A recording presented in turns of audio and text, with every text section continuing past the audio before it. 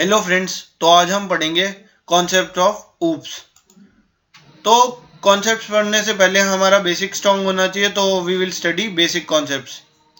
अब इसके अंदर पहला टॉपिक है एवोल्यूशन ऑफ लैंग्वेजेस, मतलब जो लैंग्वेजेस हैं उनका विकास कैसे हुआ। अब इसके अंदर दो टाइप की लैंग्वेज आती है, लो लेवल लैंग्वेज और हाई लेवल लैंग्वेज। अब लो लेवल लैंग्वेजेस वो लैंग्वेजेस हैं जो बहुत पुराने टाइम पे यूज की जाती थी, जब नया नया कंप्यूटर बना था, जैसे मशीन लैंग्वेज, असेंबली लैंग्वेज। तो इनको कोड करना काफी मुश्किल था, क्योंकि जो मशीन लेवल लैंग्वेज है उसे कोई ऐसा बंदा कोड कर सकता है जिसे काफी अच्छी टेक्निकल नॉलेज हो। जीरो, क्योंकि मशीन लेवल लैंग्वेज जो रहती है वो जीरोज एंड वंस में रहती है। तो अब एक प्रॉब्लम थी सबके आगे कि ये जो कंप्यूटर्स हैं ये खाली वो लोग यूज कर सकते हैं जो टेक्निकल बैकग्राउंड से है, सब यूज नहीं कर सकते और कोड नहीं कर सकते, और कोड करना भी मुश्किल है। तो इसे सॉल्व करने के लिए हाई लेवल लैंग्वेजेस बनाई जो कि यूजर फ्रेंडली थी। अब यूजर फ्रेंडली कैसे थी, इसके अंदर इंग्लिश काफी सारी डाल दी। अगर हम सीधी बात करें तो इंग्लिश डालने से क्या हुआ, ह्यूमन रीडेबिलिटी बढ़ गई। अब जो ह्यूमन था वो इंग्लिश पढ़ के डायरेक्टली समझ लेता था कि कोड में लिखा क्या है। इसके एग्जांपल है जैसे पाइथन और सी प्लस प्लस। अगर हमें पाइथन में प्रिंट कराना होता है हम डायरेक्ट प्रिंट लिख देते हैं, बट अगर मशीन लेवल लैंग्वेज में हमें प्रिंट कराना होता तो हमें जीरोज एंड वन के फॉर्मेट में देना पड़ता पूरा। तो हाई लेवल लैंग्वेज बहुत बढ़िया है लो लेवल लैंग्वेज से, क्योंकि हम इससे बहुत आसानी से कोडिंग कर सकते हैं। सीधी बात, हाई लेवल लैंग्वेज में समझ आती है चीज हो क्या रही है, बट लो लेवल लैंग्वेज में अगर टेक्निकल बंदा है तो उसे थोड़ी मेहनत करनी पड़ेगी तब भी, कि इंस्ट्रक्शन है क्या, हम क्या करवाना चाहते हैं कंप्यूटर से। अब हम पढ़ेंगे नीड फॉर ऊप्स। ऊप्स की जरूरत क्यों पड़ी। ऊप्स जो है वो एक प्रोग्रामिंग अप्रोच है। तो इससे पहले पॉप यूज होती थी। पॉप भी एक प्रोग्रामिंग अप्रोच है। इसके लिमिटेशंस को ओवरकम करने के लिए हमने ऊप्स बनाई। तो पॉप है प्रोसीजर ओरिएंटेड प्रोग्रामिंग या फंक्शन ओरिएंटेड प्रोग्रामिंग। सिंपली जो पॉप है वो फंक्शंस के ऊपर बेस्ड होती है। इसके अंदर पूरा प्रोग्राम फंक्शन के इर्द गिर्द बनता है, जबकि ऊप्स में ऑब्जेक्ट के इर्द गिर्द बनता है। अब ये फेल क्यों हुई, क्योंकि जैसे हम बड़े बड़े प्रोजेक्ट्स लेते थे इसके अंदर एरर्स बढ़ते जाते थे और मेंटेनेबिलिटी बहुत डिफिकल्ट होती जाती थी। और तीसरी बात, ये रियल वर्ल्ड के क्लोज नहीं थी, तो इसे समझने में थोड़ी दिक्कत होती थी, जबकि ऊप्स काफी क्लोज है रियल वर्ल्ड के। अब हम पढ़ेंगे ऊप्स क्या होता है। Oops stand for object oriented programming. Oops एकदम नई अप्रोच है जो पॉप के लिमिटेशंस को सही करती है। तो पॉप का एग्जांपल जैसे सी थी, हमारी सी लैंग्वेज पॉप का एग्जांपल है, वो प्रोसीजरल ओरिएंटेड है। और जब सी प्लस प्लस आई थी तो उसे सी विद क्लासेस भी कहा गया था, क्योंकि उसकी बहुत बढ़िया फीचर है क्लासेस।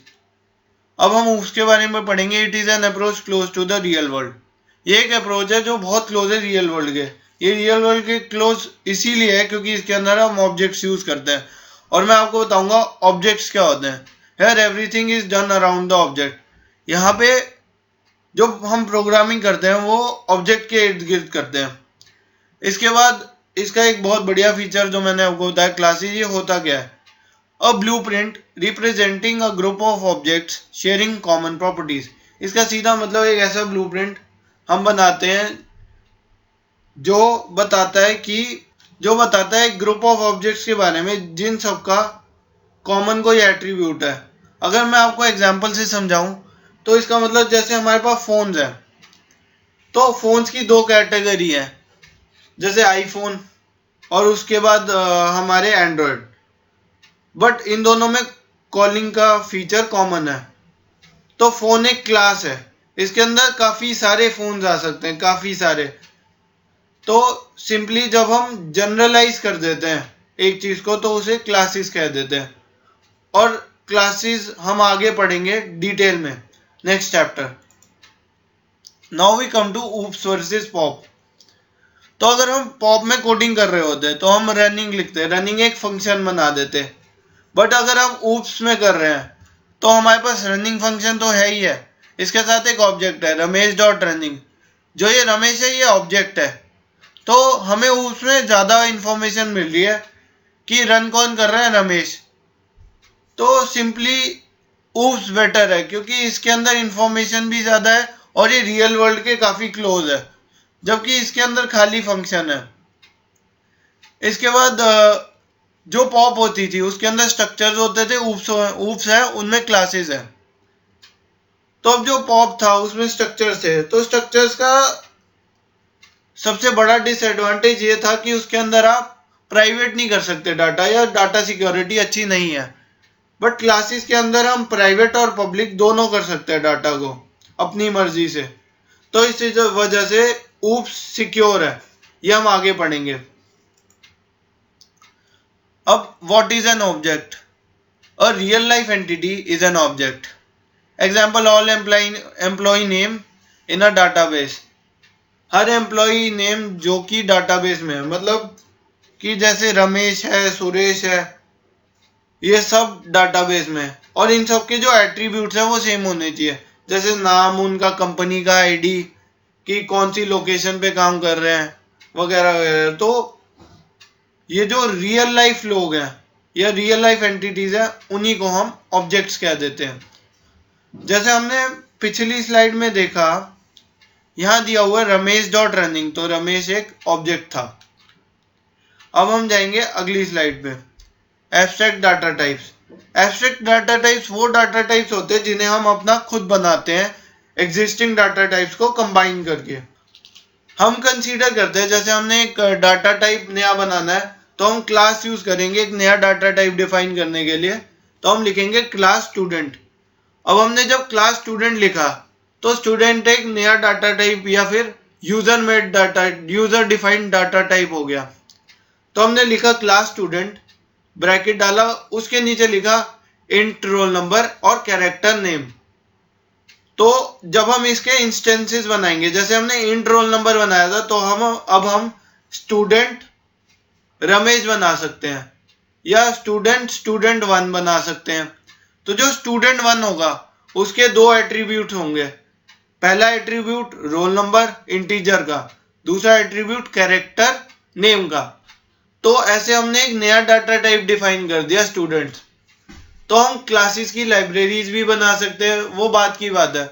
अभी हम अगले चैप्टर में पढ़ेंगे क्लासेस होता क्या है, उसे इंप्लीमेंट कैसे करते हैं, और डिटेलिंग में पढ़ेंगे ये सब। अब इसके बाद जनरल कॉन्सेप्ट ऑफ ऊप्स, ये एग्जाम के पॉइंट ऑफ व्यू से बहुत इंपॉर्टेंट चीज है। इसके अंदर आता है data abstraction and hiding, encapsulation, modularity, inheritance और पॉलीमॉर्फिज्म। ये पांचों फीचर में से कोई भी पूछा जा सकता है एग्जाम में, और ये 5 से 10 मार्क का आता है एग्जाम में, तो इसे ढंग से कर लीजिएगा। अब इनहेरिटेंस, क्या होता है? One could derive out a सब class from an existing class. जैसे हमारे पास एक क्लास है फोन, तो फोन से हमारे दो फोन आ सकते हैं, जैसे आईफोन और उसके बाद एंड्रॉयड। तो जो आईफोन और एंड्रॉयड है इन दोनों के अंदर कॉलिंग फीचर तो कॉमन है। तो कॉलिंग फीचर कॉमन है तो फोन जो है वो उनका पेरेंट क्लास हो गई, और नीचे जो सब क्लास हो गई एंड्रॉयड और आईफोन, इन दोनों ने उसके कॉलिंग फीचर को इनहेरिट कर लिया, उसके कॉलिंग एट्रीब्यूट को इनहेरिट कर लिया। तो इनहेरिटेंस का अगर हम रियल लाइफ में ले तो जैसे एक बेटा अपने डैड की प्रॉपर्टी को इनहेरिट करता है। लाइक कुछ लोगों का चेहरा अपने डैड या मॉम से मिलता है, तो उन्होंने वो ट्रेट अपने डैड या मॉम से इनहेरिट किया, तो उनके डैड या मॉम एक क्लास हो गए, और जो वो बंदा खुद है वो सब क्लास हो गया।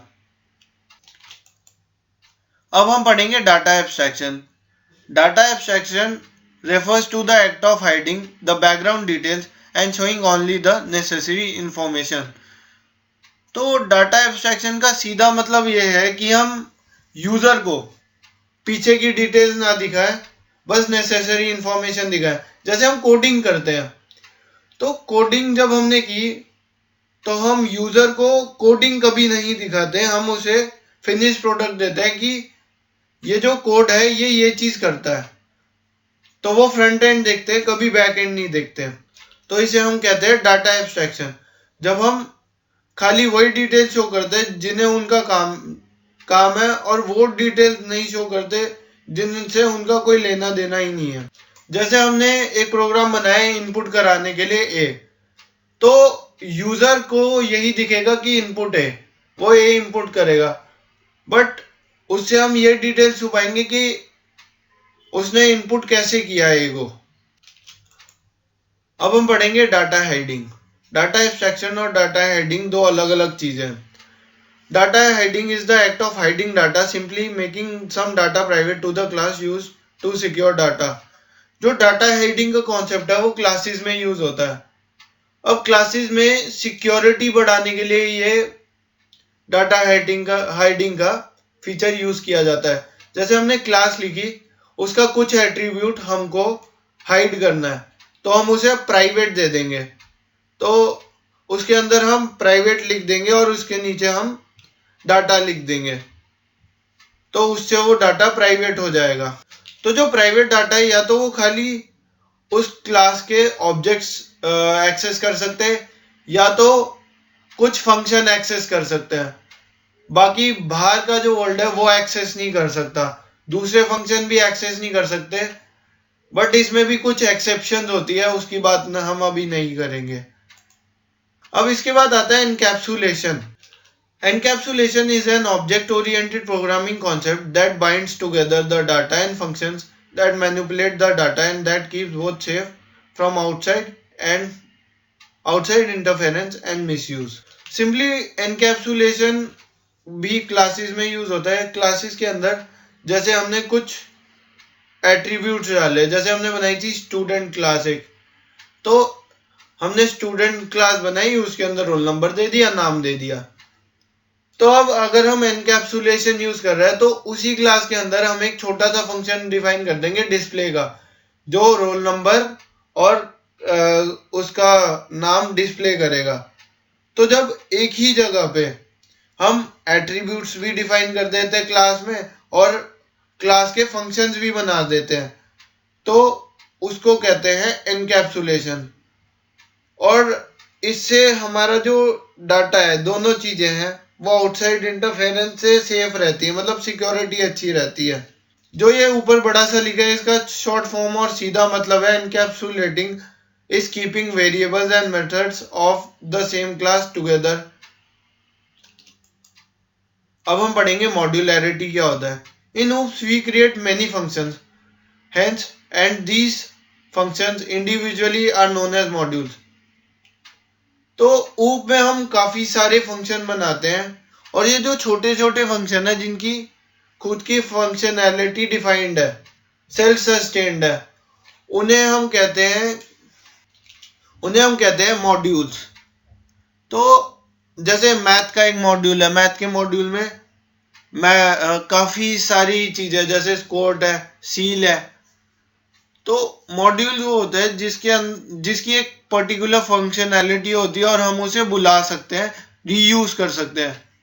और ये जो मॉड्यूल है वो कोहेसिव होने चाहिए, मतलब सेल्फ सफिशिएंट होने चाहिए, और बहुत लूजली कपल्ड होने चाहिए। लूजली कपल्ड का मतलब एक मॉड्यूल दूसरे पर डिपेंडेंट नहीं होना चाहिए, कि जैसे एक मॉड्यूल हमने चलाया, उसने दूसरे को कॉल किया, फिर उसने आउटपुट दिया उसको पहले मॉड्यूल को, और फिर पहला मॉड्यूल चल रहा है। तो अगर कपलिंग होगी तो कॉम्प्लेक्सिटी बढ़ेगी और हमें ज्यादा प्रोसेसिंग करनी पड़ेगी, और मॉड्यूल्स हमेशा रीयूजेबल होने चाहिए। अब इसके बाद हम फिर से आते हैं इनहेरिटेंस पे, क्योंकि पहले मैंने एक्सप्लेन किया था। अब इसके अंदर ये डेफिनेशन है जो याद करनी पड़ती है, और लेमैन टर्म्स में ये चीज़ है और बेटर अंडरस्टैंडिंग के लिए। लाइक कुछ लोगों की आंखें ब्लू होती है और उनके पेरेंट्स की भी ब्लू होती है, तो उन्होंने जो ब्लू आईज हैं वो इनहेरिट किया अपने पेरेंट्स से। अब इसके बाद पॉलीमॉर्फिज्म। अब पॉलीमॉर्फिज्म क्या होता है? सिंपली पॉली मीन्स मैनी, तो नाम से ही पता चल रहा है। पॉली मतलब बहुत सारे, मॉर्फ मतलब फॉर्म्स। तो मतलब जब हम एक फंक्शन को बहुत सारे फॉर्म में यूज करते हैं या ऑपरेटर को बहुत सारे फॉर्म में यूज करते हैं, वो होता है पॉलीमॉर्फिज्म। जैसे प्लस है हमारा, ये ऐड करने के लिए भी यूज होता है और दो स्ट्रिंग को कॉन्कैटिनेट करने के लिए भी यूज होता है। जैसे हम लिखते हैं 5+4 तो 9 भी देगा, और हम लिखते हैं अगर कैट प्लस डॉग तो कैट और डॉग इकट्ठे दे देगा कॉन्कैटिनेट करके। ऐसे ही स्टार भी यूज हो। तो लाइक करें, शेयर करें और सब्सक्राइब करें। और मेरे चैनल के आइकन के साइड में एक आइकन होगा बेल आइकन, उसे ज़रूर प्रेस करें ताकि आपको सारे नोटिफिकेशन मिले जल्द से जल्द और सबसे पहले।